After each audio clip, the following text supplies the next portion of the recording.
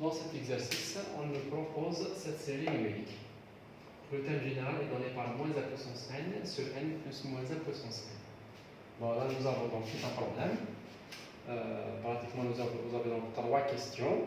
1, 2, 3. Et dans chaque question, vous avez des sous-questions. Allez-y, donc on va aller une par une. A, on nous demande de calculer les 4 premiers termes, U2, U3, U4 et U5. Bon, il est clair que U1 n'est pas possible, donc on ne peut pas calculer U1. Donc on commence à parler de U2. Alors, les termes sont 1 sur 3, moins 1 sur 2, 1 sur 5 et moins 1 sur 4. Que peut-on déduire?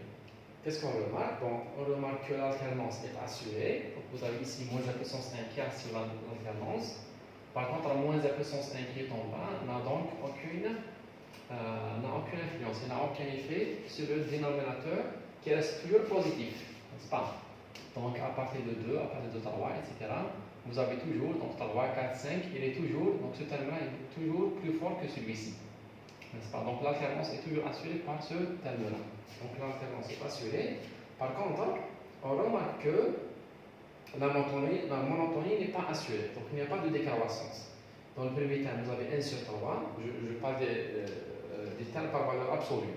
Donc au début, vous avez 1 sur 3, ensuite ça monte à 1 sur 2, ensuite ça chute vers 1 sur 5, ensuite ça monte à 1 sur 4, etc.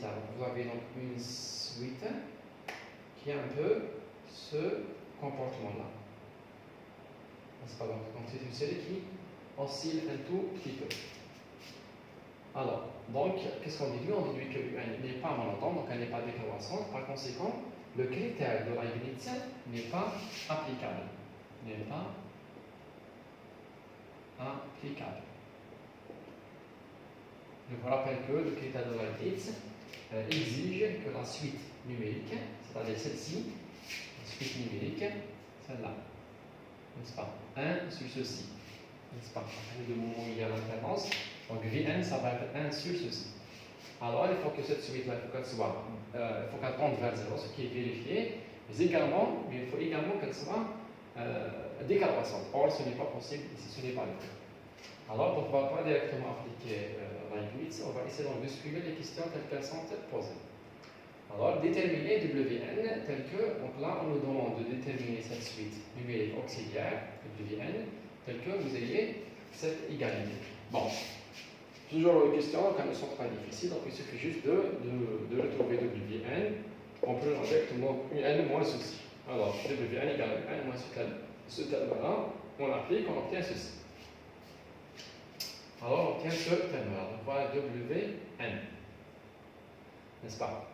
Ensuite, on le demande d'étudier cette série numérique. La série numérique, le terme général Wn. Alors, qu'est-ce qu'on remarque? On remarque que Wn est toujours négatif. Or, les séries numériques qui sont de termes négatifs font partie également des séries à termes positifs. Pourquoi? Parce que la nature ne change pas, n'est-ce pas? En multipliant tous les termes par moins 1, alors il suffit juste de faire sortir moins de la somme, n'est-ce pas? Et vous aurez une série qui est positive, n'est-ce pas? Donc par conséquent, tous les critères que l'on applique sur les séries numériques à termes positifs sont toujours valables dans le cas des séries strictement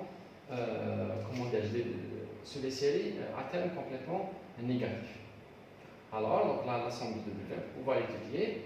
Remarquons d'abord donc que c'est une série à terme positif. C'est pas malgré que c'est négatif, le moins ne perturbe pas la nature de la série. À partir du moment où elle est à terme positif, alors on peut appliquer le critère de l'équivalence.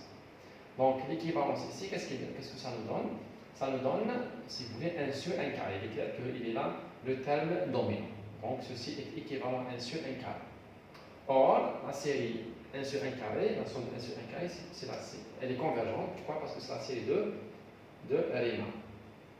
Riemann avec alpha égale à 2, donc qui est supérieur à la série de Riemann, c'est la somme de 1 sur 1 à la puissance alpha. Pour tous les alphas strictement supérieurs à 1, vous avez la série qui converge.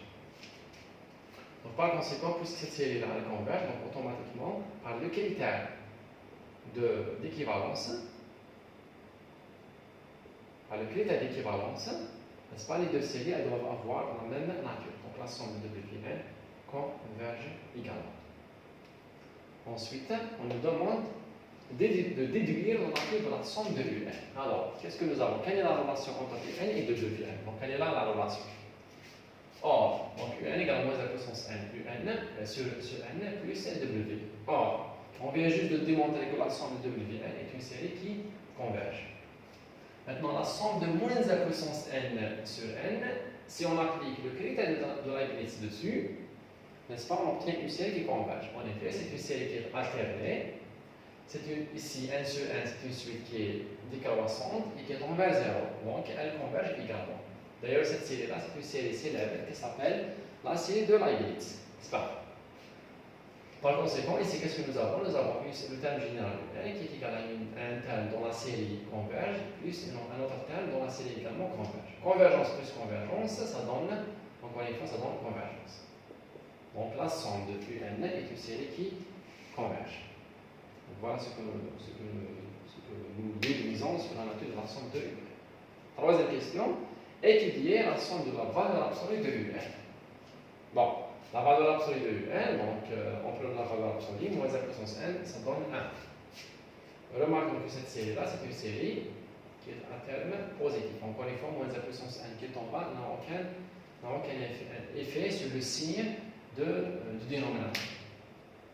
Et puisque c'est une série à terme positif, donc on peut appliquer le critère d'équivalence. Donc elle est équivalente ici à 1 sur n. C'est ça le terme dominant, donc c'est 1 sur n. Or, la somme de 1 sur n, c'est une série qui diverge. N'est-ce pas? Pourquoi elle est divergente? Donc c'est la série harmonique. C'est une série célèbre que l'on appelle série harmonique. La somme de 1 sur n, elle diverge. Par conséquent, en vertu, si vous voulez, du critère d'équivalence, en vertu des critères d'équivalence, puisque la somme de n sur n diverge, et n sur n est équivalent à la valeur absolue de n, donc par conséquent, la somme de n diverge également, et ceci est donné en vertu du critère d'équivalence. Donc, remarquons que la somme de un est convergente. Pardonnez-moi, donc ici c'est la valeur absolue. Voilà, c'est la valeur absolue. Donc, la somme de la valeur absolue de n diverge. Qu'est-ce que ça veut dire la somme de un diverge? Ça veut dire qu'elle ne converge pas absolument. Donc, ceci implique que la somme de la valeur absolue de un, par définition, ne converge pas absolument. N'est-ce pas? Qu'est-ce que ça veut dire une série qui ne converge pas absolument? Une série numérique est dite absolument non convergente si la somme de la valeur absolue diverge. N'est-ce pas? Donc, on dit qu'une série numérique absolument convergente si la somme de la valeur absolue converge. Ici, vous avez la somme de la valeur absolue qui diverge. Ça veut dire qu'elle ne converge pas absolument. Maintenant, qu'est-ce qu'on déduit? On déduit que d'une part, on a la somme de un qui converge et la somme de la valeur absolue de n qui diverge. Par conséquent, la somme du n est une série convergente, mais qui ne converge pas absolument. Donc, elle converge sans qu'elle le soit absolument. Qu'est-ce qu'on déduit? Qu'est-ce qu'on peut conclure? On conclut que c'est une série qui est semi-convergente. Semi-convergente. C'est quoi une série qui est semi-convergente? Donc il faut se rendre compte de ce schéma. Alors, imaginons que là nous avons l'ensemble, ou alors l'espace de toutes les séries qui sont convergentes, de toutes les séries numériques qui sont convergentes. Alors, à l'intérieur de cet ensemble-là, il y a une classe, n'est-ce pas, des séries qui sont absolument convergentes. Et vous avez ensuite un théorème qui vous dit que toute série absolument convergente est une série convergente. N'est-ce pas? Et l'inverse, bien sûr, n'est pas juste. N'est pas juste. Donc, vous avez convergence absolue qui implique la convergence tout court.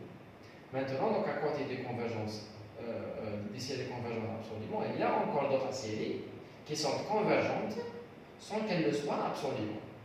Ces séries-là, on les appelle les séries semi-convergentes. Donc, semi-convergentes. N'est-ce pas?